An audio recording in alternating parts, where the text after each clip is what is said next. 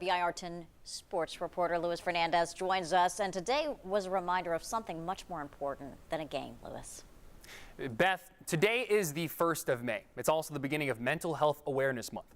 I'd like to offer a trigger warning right now for talk of mental health and suicide if it applies to you.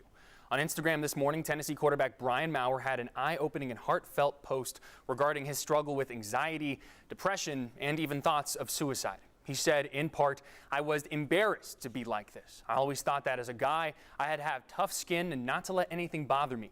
I thought I needed to stay strong for my family and that they couldn't see me down and that I was their shoulder to cry on." Now, he went on to say, on Wednesday, January 22nd, 2020, I planned to take my own life. I thought I lost my battle with depression and that my pain had come to an end.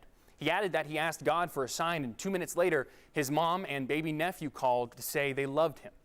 Now, Maurer finished by asking folks to continue to look for help if they need it, saying he and everyone around you stand with you. That's courageous words coming from a young man that just turned 19 this year. Now, he also encourages everyone to seek help and to speak up to share their stories. With that in mind, if you'll allow me, I'll get it started. I'll share mine.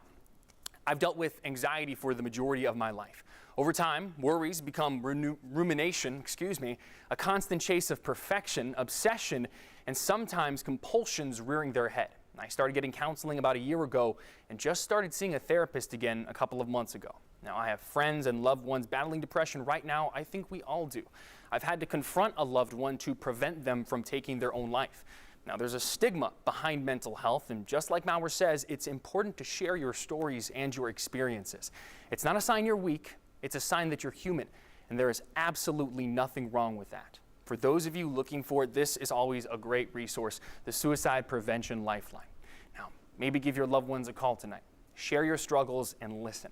Listening is always a good place to start. Beth, I'll send it.